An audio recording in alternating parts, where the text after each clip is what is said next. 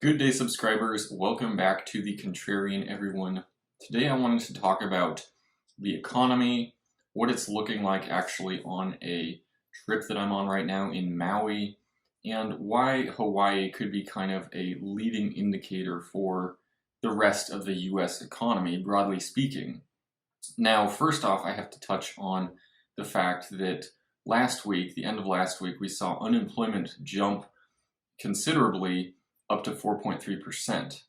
Now, while that is still historically fairly low, the market was concerned about that development because for many months, prior to that, it had been pretty stagnant at a very low level in the 3%-ish point range. And then suddenly it jumped up much higher last month. And so, as others out there in the financial space have correctly pointed out, such as Jeff Snyder, at least he's the one I've seen talking about this a lot so far, is the fact that once you begin to have this non-linear increase month after month in unemployment, typically after that you do have a recession, or typically that does mark the beginning of recessions, looking historically at prior recessions in the post-World War II era. And so people like Jeff Snyder have correctly pointed out that because we have this, non-linear jump in unemployment in the last month, and, looking at other time periods prior to the current one we've been in, where unemployment typically bottoms and stays at a bottom for maybe a year to 14 months.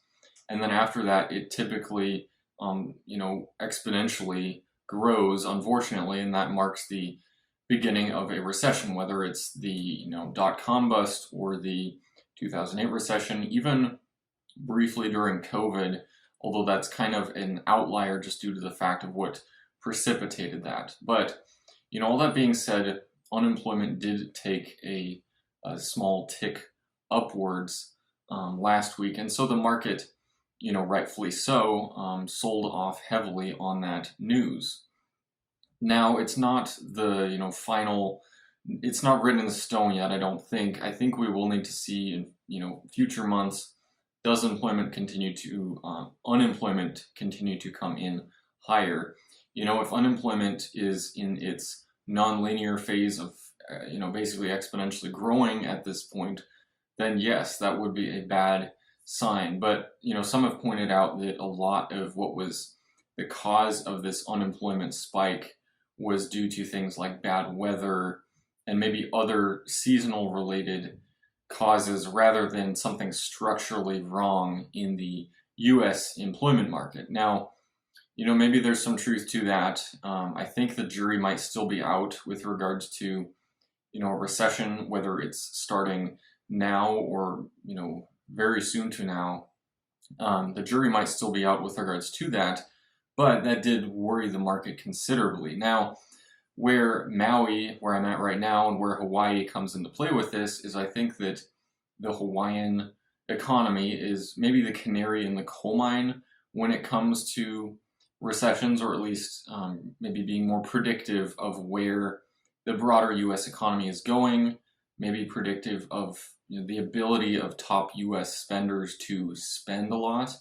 And what I'm seeing in Maui right now is just a dramatic decrease in prices from where they were even just 6 months ago. So, the Airbnb I'm in right now, or the air travel getting here, or the rental car, or even things like groceries here in Maui are considerably less expensive than they were previously. Now, previously they could have been at, extremely overbought, overvalued type of places, and maybe they just reverted a little bit back to where they should be, but a little bit more of what I'm seeing is it seems like the extremely wealthy people who typically come here and spend a lot, and that is the majority of the Hawaiian economy is tourism, and more specifically it's the haves, the people, the top 10%, top 1% especially, who come here, build very expensive houses,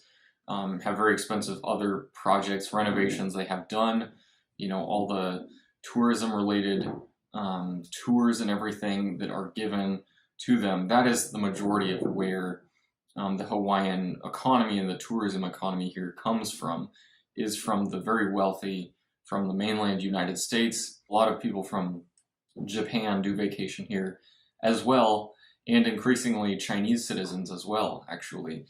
But, you know, fundamentally it's wealthy US citizens who vacation here, spend a lot of money here, that drives the Hawaiian economy. And, you know, while the Hawaiian economy has been fairly stable, kind of like the rest of the US, it did experience this big, you know, overbought, you could say, or overblown type situation, you know, after COVID and then up until recently. And then I would say even more indicative of the rest of the US economy is just seeing how in the last few months, this summer, it seems that, you know, at least the extravagant, very, you know, affluent people who come here and spend a lot, seems like that has been cut down a little bit. Now, you know, the plane coming here was still packed and it's still busy on the beaches and everything, but it's interesting to just see how even a small change, you know, of, you know, maybe not quite as much spending occurring can have a dramatic decreasing effect on prices, you know, across the board. Maybe there's a little bit other stuff at play as well. I mean, there's maybe a little bit of housing inventory that's coming online here in Maui. I really have not seen much in terms of newly finished housing units and things like that. So I don't get the perception that there's been a lot of housing built here. You know, maybe there is. I just haven't seen it yet, but at least where I'm at, this very tourist central area, I have not seen, you know, signs of just a lot of housing coming online. So, you know, maybe it's not as much of a supply of housing type of scenario. It could be a little bit more just, you know, the extremely wealthy people who have been coming here, spending a lot, slowing down a little bit. Probably the case of where the bottom 50% of the US economy wasn't really contributing to this at all prior, just because, you know, who can really afford vacation to Hawaii? Probably not the bottom 50%, maybe occasionally.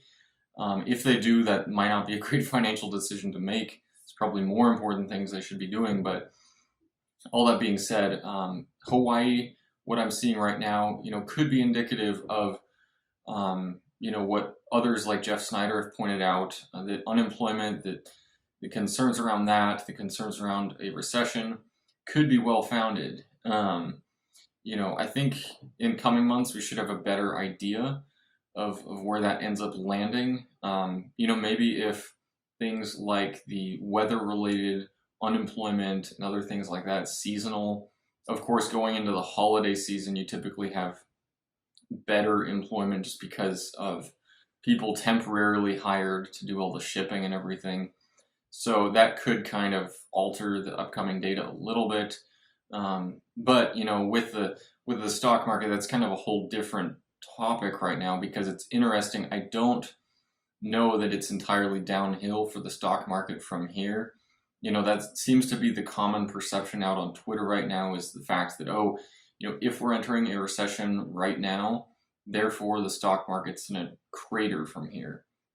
And especially with the dynamic that's in the stock market right now of passive investing, I don't know if that actually happens right now in the stock market. It could be a more delayed effect in terms of the recession.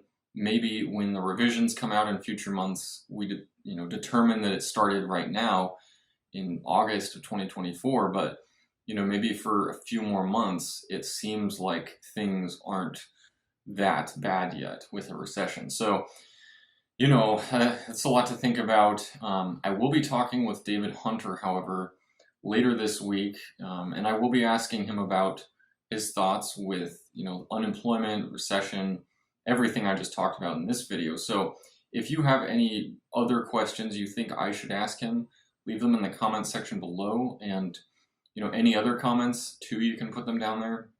I hope you enjoyed the video, and I hope to see all of you again at some point.